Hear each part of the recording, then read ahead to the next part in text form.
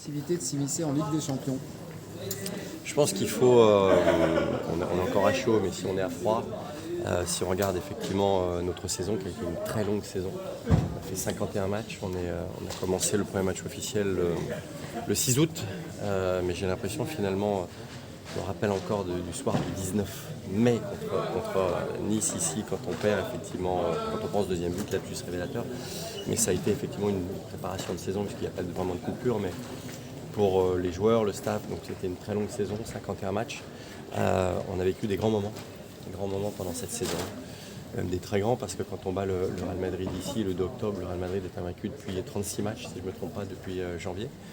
On a eu des moments un peu plus difficiles, mais si on prend cette saison, quand on est parti finalement, on ne savait pas trop où on allait. Quand on a participé à ce troisième tour qualificatif contre Fenerbahçe.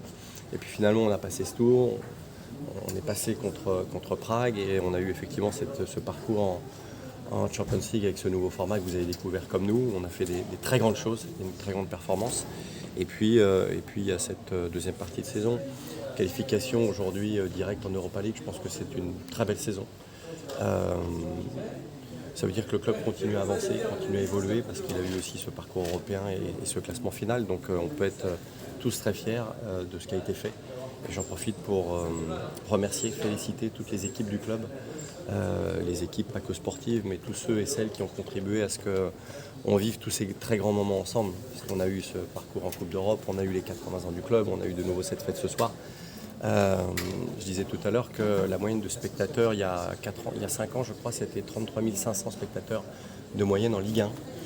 Cette année, on va faire plus de 43 000 spectateurs de moyenne en Ligue 1. Ça veut dire qu'il se passe quelque chose, qu'on a effectivement un vrai soutien populaire, un élan populaire, qui est de plus en plus important, et ça compte. C'est-à-dire que notre responsabilité, c'est de, je le dis toujours, prendre soin du club et faire en sorte que nos supporters soient fiers, soient heureux, vivent des grands moments, vivent et que nous partagions des émotions. Et je pense que cette année, ça a été une année qui a été très riche en émotions. Il y a un peu de frustration de ne pas être en Ligue des Champions, en tout cas au troisième tour préliminaire, ou alors en ayant l'expérience de l'avoir vécu cette année, tous les matchs qui s'accumulent, vous dites finalement d'être en Ligue Europa, avoir moins de matchs à jouer, c'est quand même... Non, on aurait aimé sur le match de ce soir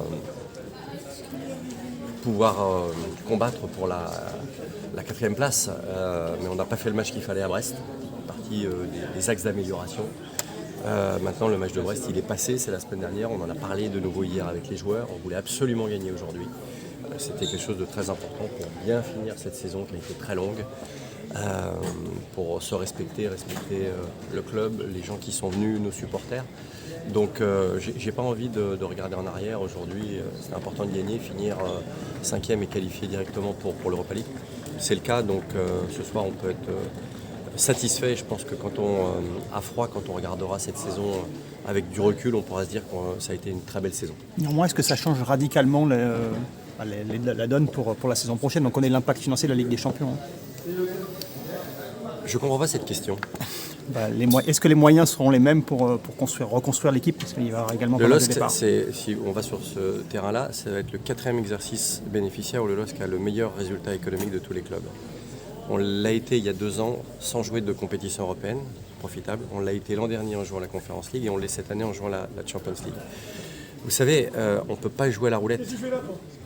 Dépenser l'argent qu'on a une saison pour une qualification en participation en Champions League, il y a un club en France, si vous regardez statistiquement sur toutes les dernières années, qui a assuré de jouer à la Champions League. Vous le connaissez.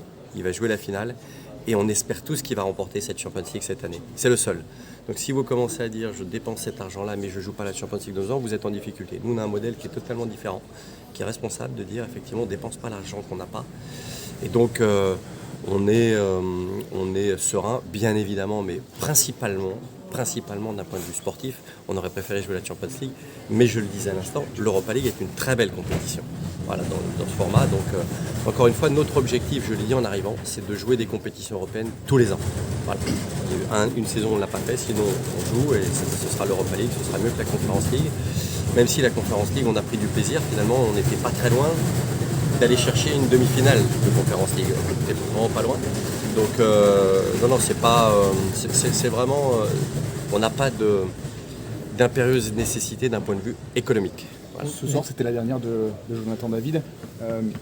C'est un chapitre de l'histoire du club qui se tourne. Dans quel état d'esprit vous êtes vis-à-vis de son départ? On n'est pas surpris. C'est la première des choses. On a beaucoup échangé avec Jonas. L'été dernier, déjà, l'idée, ça a été de le garder parce que le fait de le garder, je l'avais dit, s'il nous aide à faire une grande campagne de Champions League, donc générer des revenus supplémentaires, de nous qualifier pour l'Europa League, eh ben, tout le monde sera content à la fin. Donc, et je le disais tout à l'heure, Jonas, il est venu me voir cette semaine pour me remercier. Donc on a passé un long moment de nouveau ensemble, c'était très sympa. C'est un garçon qui n'a jamais triché, il a tout le temps été là. Si vous regardez effectivement le nombre de matchs qu'il a joué, il n'a quasiment jamais été absent, alors qu'il a toujours joué en club. Il a joué avec l'équipe nationale en faisant des voyages absolument hallucinants et incroyables. Donc c'est quelqu'un qui a toujours été là, il a eu des hauts, des bas, mais c'est quelqu'un qui n'a jamais triché.